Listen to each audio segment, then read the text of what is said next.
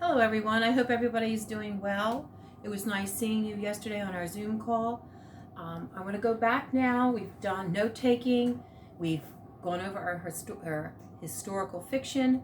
Now we're going to go back to the sign of the beaver. Now remember, the sign of the beaver is actually historical fiction. So we're going to start with chapter 15 where Robinson Crusoe, the book ends. At least half of it that Matt is going to read to Etienne. And they're both kind of bummed about it.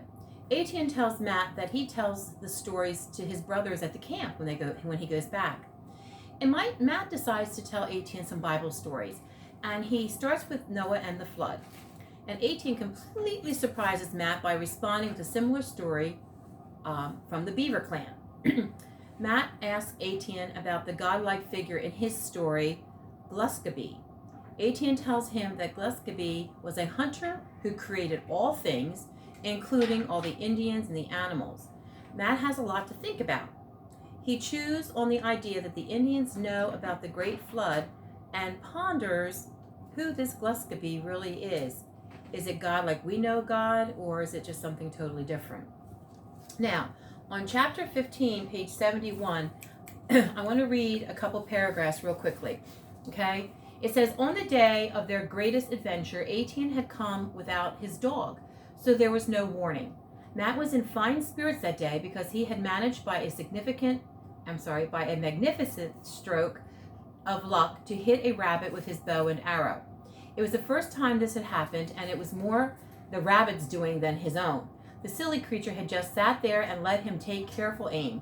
All the same, he was pleased with himself and even more pleased that Etienne had been there to see it. When the boys decided to visit the beaver dam again, Matt was unwilling to leave the rabbit behind in case some thieving animal should discover it. He was walking behind Etienne, swinging the rabbit carelessly by the ears as Etienne always did. When the Indian suddenly halted, his whole body tensed. Matt could see nothing unusual, and he had opened his mouth to speak when Etienne silenced him with a jerk of his hand. Then he heard a sound in the underbrush ahead. Not a rustle like a grouse or a snake, not a trapped animal. This was stirring of something moving slowly and heavily. He felt a cold prickle in his stomach. He stood beside Etienne, his own muscles tight, scarcely breathing. A low bush bent sideways. Through the leaves, a brown head thrust itself, bigger than that of a dog and shaggier.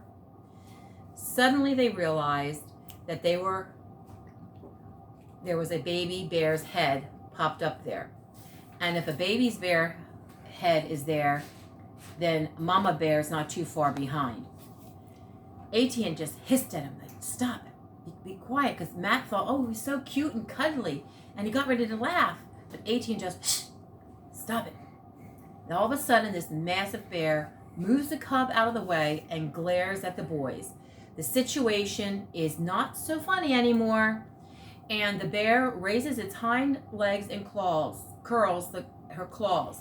Without thinking, Matt throws the rabbit at her head, giving Etienne enough time to get his bow and arrow and hit the bear right between the eyes and then again in the shoulder. Etienne was very skilled. The bear sinks to the ground and Etienne shoves his knife deep. Matt does the same, but his stabbing is too late and the bear is already dying. But he still felt good about doing it. Matt stares at the lifeless bear, and all he can do is smile to hide his shaking legs. Etienne doesn't smile, though. And we go on and we realize then at that point that Etienne actually is very proud of Matt. And he says to Matt, you did a good job. Thanks, quick thinking, you thought like an Indian.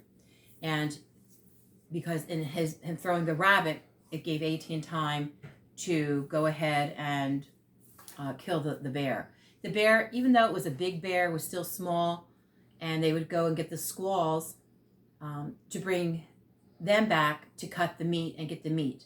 And Matt looked at his squished rabbit, because the bear landed on it, And he knew that he had to take that too because Indians wasted nothing. So when they came back, though, Matt was a little miffed with Etienne because Etienne got all the credit for the kill. And even though Matt knew he really had done it, he still was a little miffed. And so then Matt decided, instead of focusing on the compliment to Etienne that Etienne was getting, he decided to focus on the compliment that Etienne gave to him. And that ends that. Have a great weekend, and I will see you on Monday.